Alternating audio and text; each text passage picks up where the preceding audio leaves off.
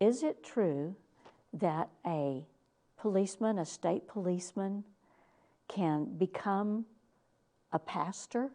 You need to stay tuned and find out just how that happened.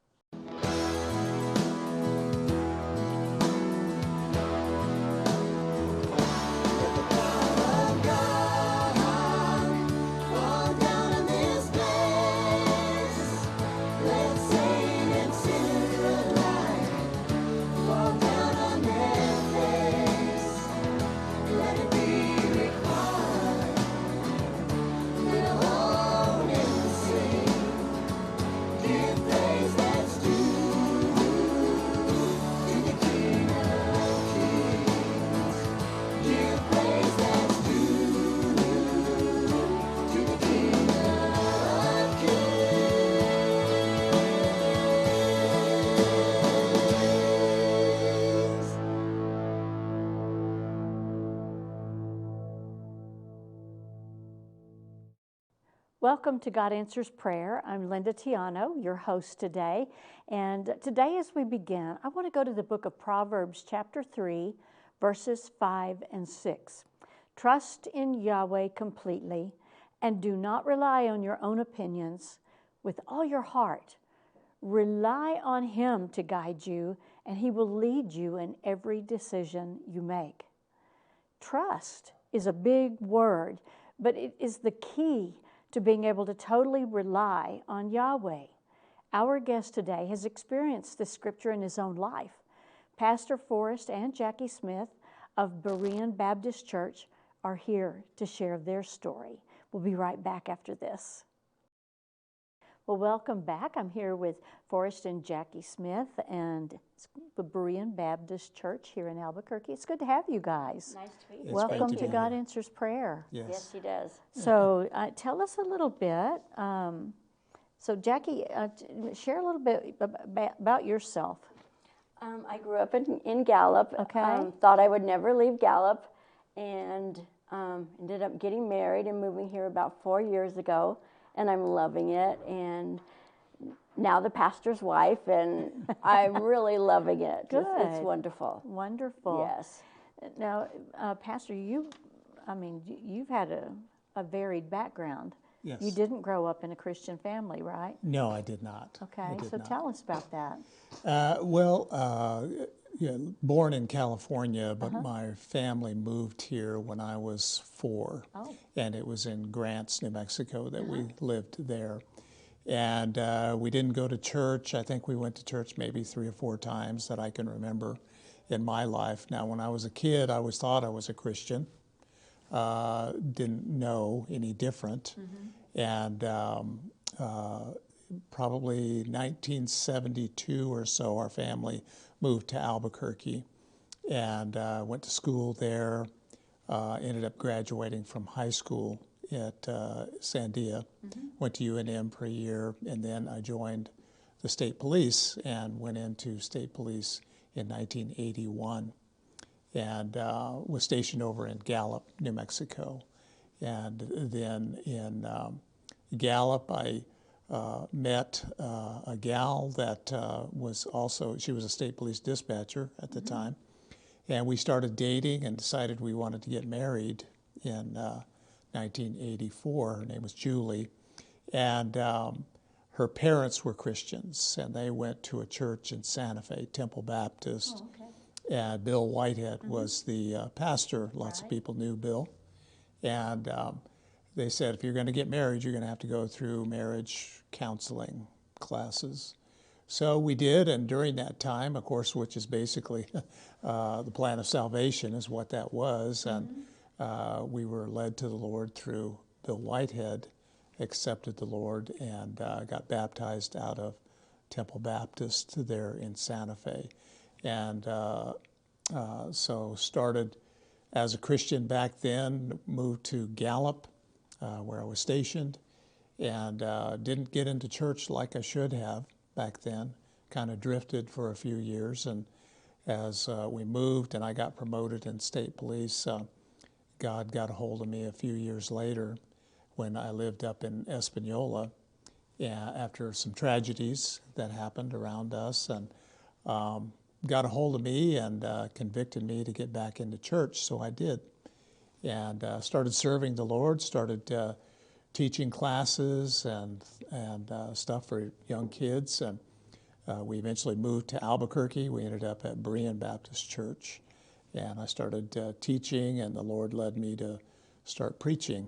And so I was teaching Sunday school, preaching Sunday evenings, some Wednesday nights, as the pastor was taking the Sunday mornings. And so started doing more and more for the Lord, and then eventually He led me to go on staff over there, full-time staff after I retired from state police. And then here this last year or so, I took over as the pastor, as interim pastor, and now as pastor. Now, you were married to Julie, Yes. and but she passed on. Yes, she passed on. We were married for 35 years. She Wow. died of cancer. And so I had met Renee when I first moved to Gallup in 1981, 82, and knew her from back then. After Julie had passed away, we had reconnected through Facebook, and Of all places. started communicating quite a bit. And next thing you knew, we started dating, and the Lord led us to decide we wanted to get married, and we did. And so we married here in 2021. So Awesome. yes, Yeah. So 4 years now. Yes. yeah. Very. That story echoes. Yes. Yeah. So Gallup must produce some good women, huh? That's right. Yes. Yeah. So tell us a little bit about. Now you talked about Pastor Don, Yes. and you served under him for a number of years. Yes, I did. When I first went to Berean, Don was just a member there. We actually got on the deacon board together. And our pastor at that time, Henry Powell, was going to retire, and so he let the church know that he was going to be resigning to retire, and actually went to the mission field back then, him and his wife Sandy. And Don Weekland was on the deacon board with me, and he was asked to take the interim pastor position, and he did. And after a while, he submitted his name for the pastor, and he got the pastor's job. And so I served on the deacon board with him as the pastor. And again, he was the one that Henry had actually had me preach a few times, but Don had me start preaching more and more because it was just him and a secretary, and didn't really have an associate. And so he used to call me his unpaid associate. So I would do Wednesday nights for him for quite some time, and then I did Sunday nights preaching for him and teaching Sunday school and some discipleship classes and other things under Don Weekland. Don was the pastor for 14 years, and he asked me to come on staff after Julie had passed away. And he needed help with administration and things, so I did as his executive pastor. Then we discovered he had dystonia, and which is a progressive, I'd never heard of it, and I guess it's a type of Parkinson's type disease. And it's progressive, and COVID hit, and Don realized he wasn't going to be able to make it back. And so at that time, Jonathan Liggett, who was our missionary to Guatemala, was sealed out of the country because of COVID. He came and started helping us, and Jonathan submitted his name and became the pastor when Don stepped aside. And he asked me to stay on staff, and so I did under Jonathan Liggett, who was the pastor. And he was in there for, I guess, 4 years there, and then his health started having some issues, and so he had to step aside, and I became the interim at that point, and just became the pastor of the church here a couple of months ago. Oh, really? Officially, Okay. yeah. So, Wow.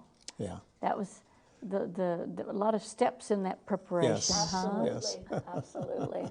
Yeah. So now you were married at that time than when you became the pastor now, so you knew what you were getting into. I did. It was still a surprise, but it was a great surprise. Yeah. Yeah, yeah, and she's an excellent pastor's wife. She just, everybody loves her. She is so involved with our women's ministry, and we have a pretty vibrant women's ministry with visitation and events that they have and outreach opportunities and things, and she's very involved in that. So We both just said, Lord, here we are, use us, and He's just guiding us where He wants us, and it's just it's amazing to me how it all works, is working out, and isn't it such freedom? yes, yeah, It's like, I mean, all those years that you go through and you're striving and trying to do whatever it is, and when you finally just let go and let God. yeah. we'll be having an event, like coming up in several months, and I'm like, how am I going to do this? What am I going to do? And I'll be all nervous, and I'll start praying, and all of a sudden, Yeah. There it is. if he tells me what to do, and it just all falls in place. So Yeah. we're just letting Him use us and following what He wants, His plan. That's wonderful. So, I mean, how long has the church been around? It was actually established in the late 1950s. Okay. And it was down Eubank, I believe near Manal originally, and it moved to another place up Eubank. And then in 1968, I think Charlie Yates was the pastor at the time. It might have been Ingram, but they bought that piece of property that we're at and started the church there and built that, first the sanctuary and then eventually more of the building there. Right. So 1968 is when that building that we're in started over there. So I would say Berean has been around since the late Long 1950s, yes. So, Berean, Yes. for those in our audience that don't know, what does that mean? Well, in Paul's missionary journeys, he went through parts of southern, or what they called Asia Minor back then, which would be Turkey, I guess, in that area now, just above the Mediterranean. And Berea was a town that Paul went to. And one of the things that they say in the Bible is that they were more noble because they searched the scriptures to find out what he was saying was true. And so Berea, so a lot of churches are named Berean from the Bible. Right. So it's a place in the Bible, yes. So, going forward, what is your heart now? Because, I mean, this is like a whole new thing. Yes.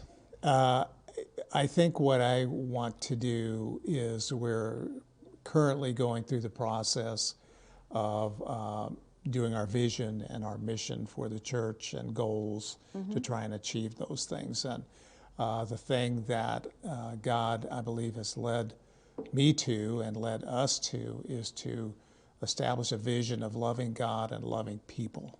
And coming out of Mark 12 and verse 30, where we're to love the Lord our God with all our heart, with all our soul, with all our mind, and with all our strength. And verse 31, where it says to love your neighbor as yourself. Right. So that's where we get that. We want to establish the vision of loving God and loving people.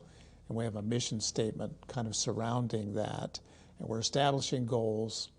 What I want to do is try and make sure that the people of Berean are outward focused towards people, wanting to get the gospel message of Jesus Christ out to their family, their friends, their neighbors, their co-workers, and others, and try and establish that vision and momentum to accomplish that. That's what we're going to try and do, and we have a great start with lots of different things that we're doing in that vein.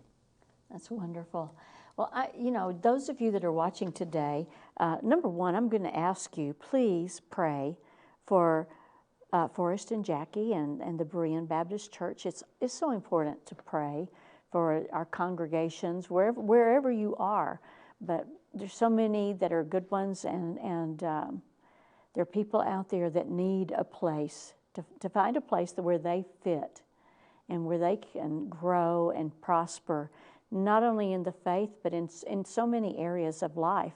So if that's you today and you're kind of wondering, or maybe you've just been listening to this and thinking, well, you know, I didn't go to church either, and maybe I need to think about something. You know, the Word tells us that no one comes to Yeshua, to Jesus, unless the Father draws them.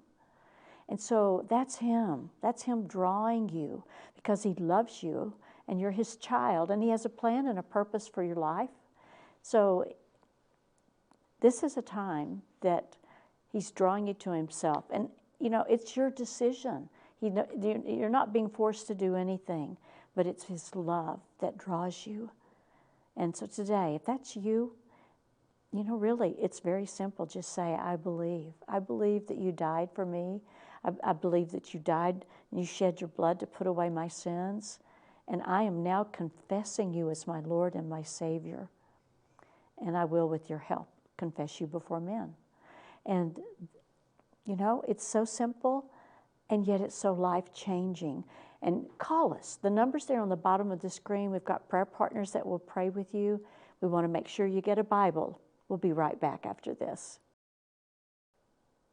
Well, welcome back. We're here with Forrest and Jackie Smith of the Berean Baptist Church here in Albuquerque.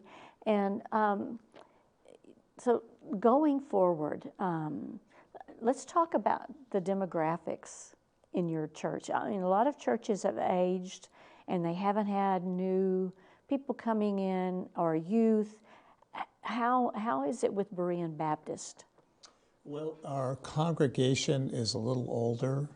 For the most part, our makeup is older people. We do have some younger folks, and that's one of the things that we want to try and do is reach out and see if we can bring in folks of all ages, not just younger people, but of all ages. We'd like to reach out to all demographics, regardless of age, class status, race, heredity, whatever. We want to reach out to all people groups. We are doing some programs currently. Feed New Mexico Kids is one of our main programs that we're involved with now, where we pack these food packs for children in schools that are underprivileged and may not have food insecurities, I guess you would say. And so they get food at schools during the week when school is in, but on the weekends they don't. And so we've partnered with 3 schools now through Feed New Mexico Kids, where we pack packs, deliver those each week, and then they receive those so that they'll have something to eat on the weekends. What that's done is that's given us an opportunity to get into the schools. They've invited us in to help them with different things that they're doing, and it's quite possible it's going to reach to or lead us to more opportunities to have relationships with people and have gospel conversations with people. You know, thinking about that, I'm just thinking, and a child will lead them. Yes, absolutely. And so, as well as that, we're connected with people within the city and working on trying to intersect with homeless populations as well to try and reach people. I guess my concern with the unhoused people is there are swaths of whole generations that are being killed because of drug addiction, alcohol addiction, fentanyl, all of these things. And I'd like to see if we can connect with some of those people to try and help as they try and come out of that cycle of addiction and homelessness, and see if we can be a spiritual home for them. So we're working on different areas of outreach, both with children in the schools, homeless populations, and we're looking for other opportunities to reach out to community. I was just thinking about the fact that, I mean, it's like almost like you grew up in that church. Yes. You know, I mean, you were one of the ones being led, and then you kind of jumped into leadership, and now here you are the pastor. So it gives you a very unique perspective Yeah. to be able to minister with. Yeah. Yeah, I've been there 20 years now, a little over 20 years, and so you end up with an institutional knowledge of what's happened in the past, what the church has gone through, and their history, and those kinds of things. That's a good thing, and so it helps having all of that in my background. Plus, having a diverse background, I think, is good in some ways. Of not saying that growing up in a Christian home and being like a pastor's kid or a missionary kid, I came from a family that did not know Christ. I don't know if I'll see my father again in heaven, you know. Right. I hope so. Yeah. I witnessed to my mother on her deathbed, so I don't know if she's going to be in heaven. I hope so, but I don't have that confidence that I will. My sister is saved now, and much of her family, I believe, is, and so that's a great thing. So we try and reach our family and stuff, but I think having that background in a way helps Right. in the ministry. Yeah. So. And I think so much of his background of a state police brings so much to it because he sees what people were like when they did not have Christ in their life and what they were doing. So I think he has a really good foothold there to know that what these people were going through without the Lord. So I think it's like a perfect pairing that the Lord has done with him. Wonderful. I think you see in police work, as you well know, that you see evil out there. You see the bad, and you see the good, and so it really brings it home to you about how bad it is, how bad it can be out Right. there. And so after I got saved, it really changed my life in law enforcement because I became no longer a police officer. I was a police officer for Christ. And so it changed my perspective. It changed my motive for Right. what I was doing, how I approached the job, how I approached policing, how I approached management. As I moved up the ranks, I retired as the assistant chief of state police. And it changed how I dealt with people and situations completely, and took over my life. You know, Christ took over my life, and he became my guide in everything, and my North Star, I guess you would say. And Well, it's like you know how to be strong, Yes. but you know how to be, and you know how to be passionate, yeah, but you also know how to become weak. yeah, I mean, that Humble. sounds strange, but I mean, Yeah. it's like, but humble sure, and being able to just really reach people where they are with the love of God. yeah, absolutely, That's Absolutely. beautiful. yeah. So tell us what time your services are. Yes, we have Bible study, like Sunday school, in the mornings on Sundays at 9:30, and then at 10:30 we have our regular service on Sundays, and then on Wednesdays we have Bible studies. We have Bible studies in the evening, but we also have one in the afternoon as well. So we have multiple Bible study groups that we have. We also have a Spanish ministry that that's going, and so they meet. It's called Casa, and they meet on Friday evenings in a home down in the South Valley. And we have a couple that he's from Guatemala and she's from Mexico, and we brought them up, and they're kind of our missionaries to us. And so we're building a Spanish ministry there, and we're seeing some great opportunities. We're going to do a vacation Bible school down in the valley for Spanish-speaking kids and families this summer coming up, and so those are our different times. And then on Thursday, we have ladies' visitation. We go in and visit shut-ins and, people that have visited our church. And we have a group of, I think last Thursday we had 27 women. It was just awesome. And, we went and visited people that can't get to church. And a great fellowship on Thursday with the Yeah, I mean, ladies. for some people, it's a huge thing to walk into a church to a bunch of people you don't know. Yeah. You don't know if they're going to judge you, if they're going to like you. You know, I mean, there's a lot to it. So what you're doing is so vital. Yeah.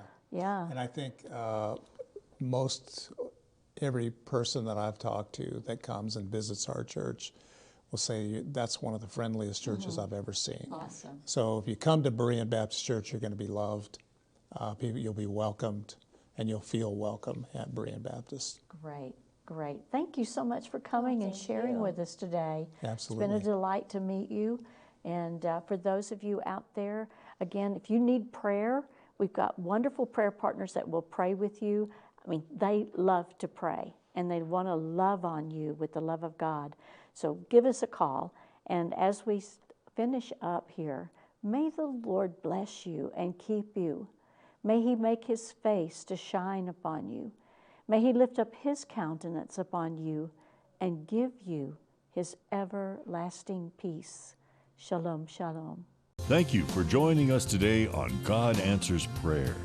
If you or someone you know would like to be a guest on our program, please contact us by visiting kchftv.org and click on Share Your Testimony. Our prayer partners are here to pray for your needs. Call us today at 505-345-4165. We appreciate your prayers and support. Join us again next time for more inspiring stories and testimonies. Remember, God is always listening, and he answers our prayers in his perfect timing.